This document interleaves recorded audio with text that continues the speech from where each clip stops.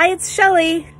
I am here at my cabin on my birthday weekend. My husband and I escaped for the weekend, and I don't really like to say it's all about me this weekend because that sounds so narcissistic, but it has been kind of a lot about me.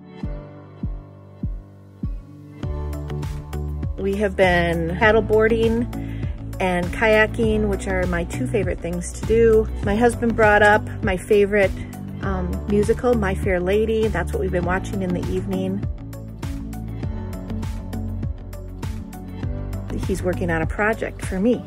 It's a Shelly project. So my great idea was to add a bunch of garden lights.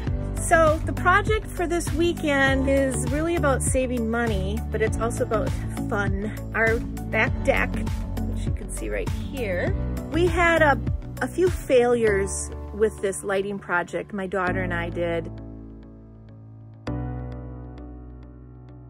Do not just use command hooks on exterior products. That is, first of all, the worst thing you can do. The second thing is don't use a lot of extension cords. We don't want to be seeing extension cords. That's going to make it look very unprofessional and, in my opinion, lame. Funny thing is I bought some from Walgreens that were on clearance 70% at the end of season last year, and I think I bought 4 strands. They ended up being $2.50 a piece, which, ching, love to get the deals. They've been kind of problematic. But we thought, hey, better than nothing.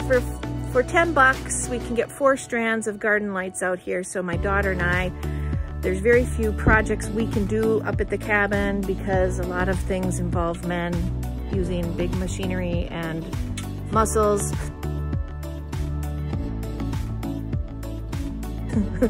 And so we thought we're gonna hang these lights. So last year we hung these garden lights and it was a disaster. It really was. They were droopy. We were going for this really cool look where they would crisscross over the deck. They did not turn out very good. They drooped really low. In fact, my son-in-law had to duck his head under the one strand of lights to even get on the deck. They filled with water for some reason, the little bulb things. And then a storm came.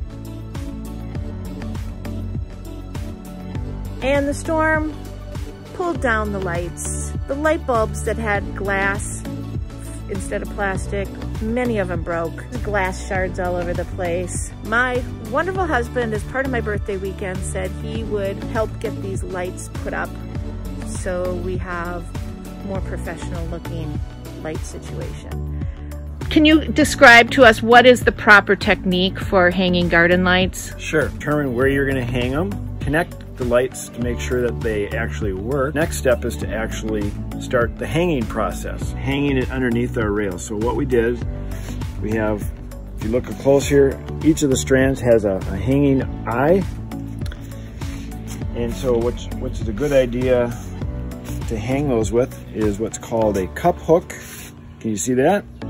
And I also use a non-motorized, or you can use an electric drill. So